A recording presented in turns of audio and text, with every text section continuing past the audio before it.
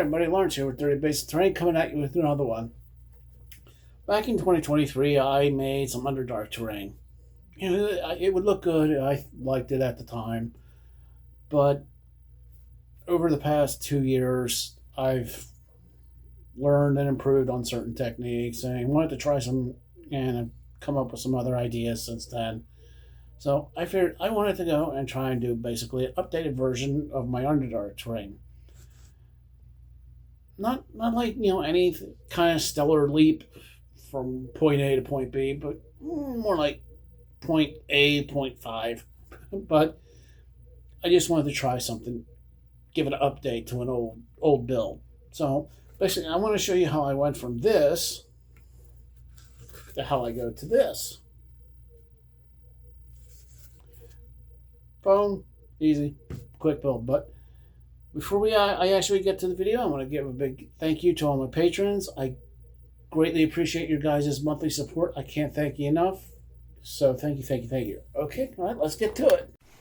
This is a quick step. I'm using some 2-inch thick foam, and I'm cutting it down to roughly 1/4-inch thick slices. You can actually use like the cheap foam core from the Dollar Tree and peel the paper off, and so you don't have to do this. Right now, I'm just starting to use a marker, trace out a basic shape, and then start cutting at a slight angle with a sharp, fresh X-Acto blade, just so I can get my basic shape for the bottom. And now I'm going to take smaller pieces and then going to do the exact same thing, kind of get an idea of how I want it, and make progressively smaller shapes, and just have it step up. So it almost kind of like a pyramid or a ziggurat, but just each piece needs to be smaller than the one. Each piece needs to be smaller, successively smaller.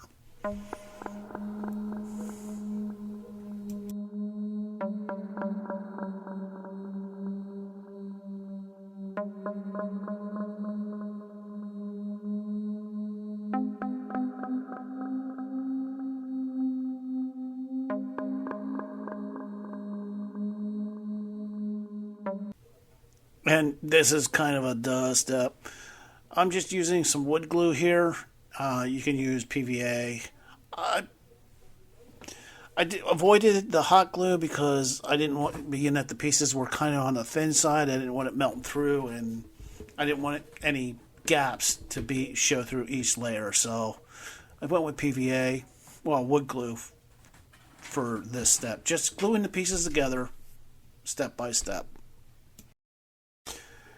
Okay, now I'm using what I lovingly refer to as flame texturing. This is sped up, so I'm going a little bit slower, but not so slow that I'm melting the foam to round it off and kind of give it some divots and dips and edges and whatnot. Be extremely careful if you do try this, because foam will burn if you leave the flame on it too long. You can use a heat gun, or you can use sandpaper and a foil ball. You can see I got one there, but I wanted to get this done quick. I like the way the melting looks. That's just why. And also it helps protect the foam too, because once you melt it like I'm doing here, it gives it like a hard crust. Now, I wanted to give it a little oddball texture, so I'm using hot glue just to basically give it some visual interest, kind of like, maybe like over time water was just dripping down there and slowly deposited little bits of minerals and whatnot over time. You don't have to use black. This is just so you can see what I'm doing. And as you can see, I'm also, once it cools down a little bit, I'll add little bits on top of this part that always cooled out, so it looks like a little pile had formed there. It's an easy way to just add something different,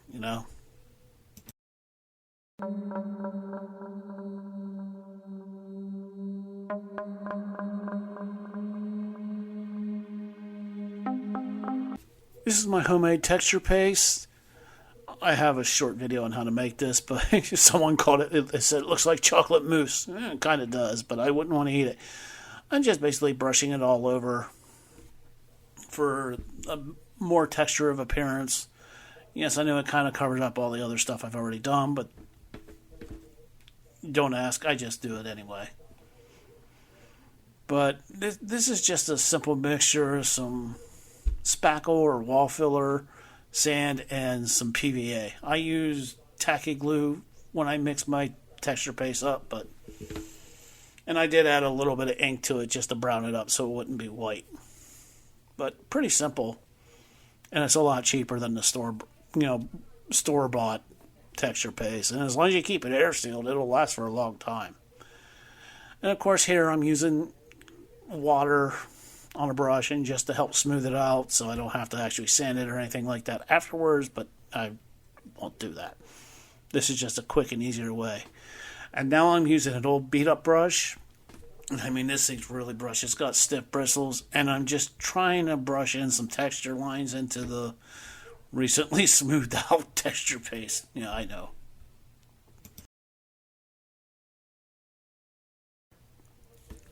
Now I'm just black bombing this with my airbrush.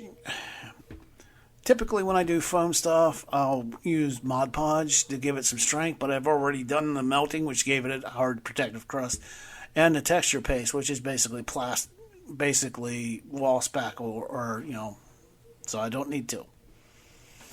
Now I've done a little mixture of dark gray and a little bit of purple paint, and that's going to be my base color for this. It's Underdark, so I didn't want to go with the typical bright purples that you sometimes see. But I still wanted to have a little bit of purple in there, just because. And so I'm just trying to get 100% base coat of this dark gray and a little bit of purple mixture.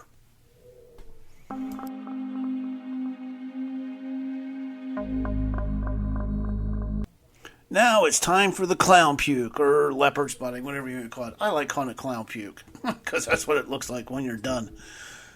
This is just me taking multiple colors, like a reddish brown, a green, a yellow. You can use other colors if you want.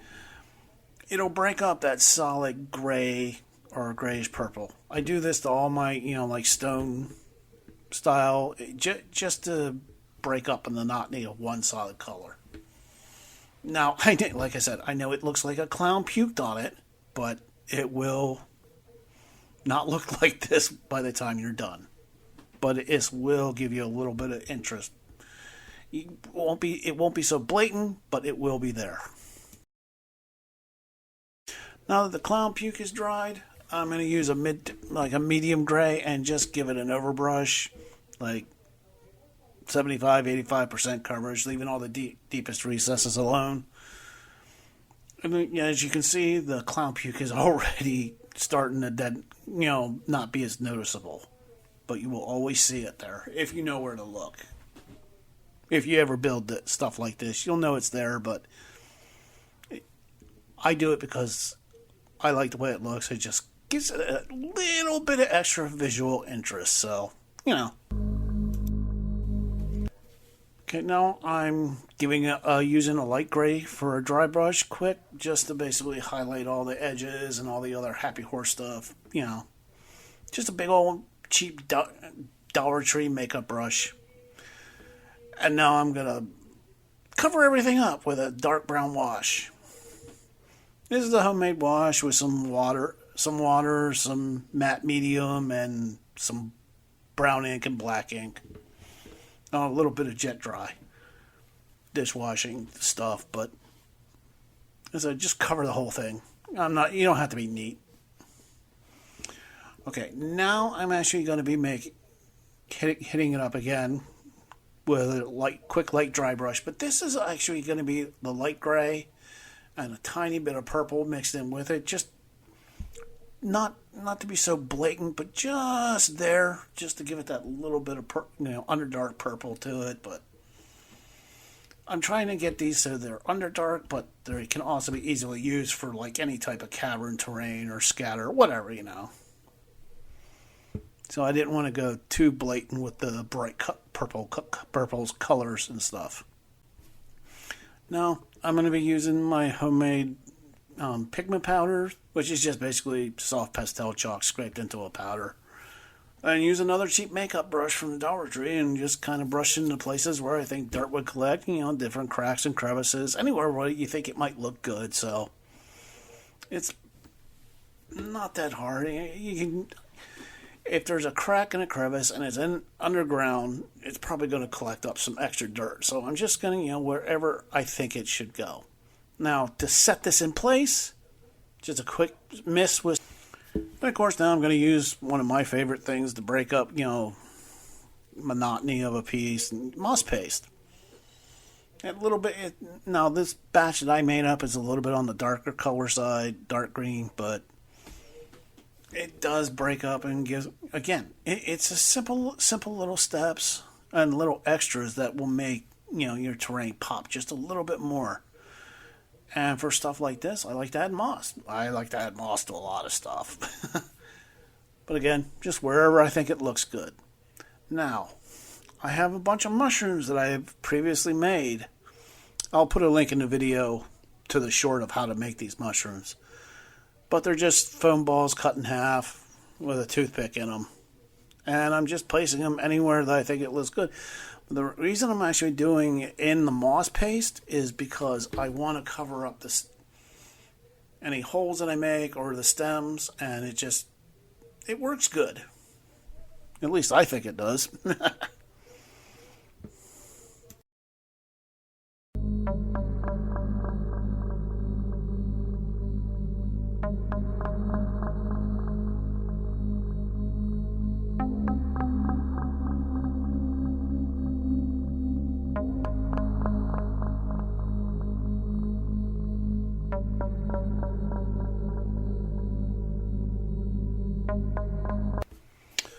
Now, I want to add a little bit of water effects to this, so I'm using some 5-minute epoxy, these little batches from the Dollar Tree I pick up. But one thing, and I'm going to add some burnt sienna, I think, just to give it some colors, because it's supposed to be dirty, muddy water. And I add an equal amount of isopropyl alcohol just to thin it out. And mix and mix and mix and mix and mix. I know it looks bright orange, but it does not. It will not wind up looking like that. That's just because when you're mixing the 5-minute epoxy, it turns like a silver color almost once you get to that right mixture. And it works. Now, because I added the alcohol, it flows a lot easier. And I'm using a pipette to more precisely put it where I want it. Pretty quick, pretty simple. You only have, like I said, you have to be fast because you only have like little more than 5 minutes because you add the alcohol, but once it starts curing, boop, it's done. You can't work with it anymore.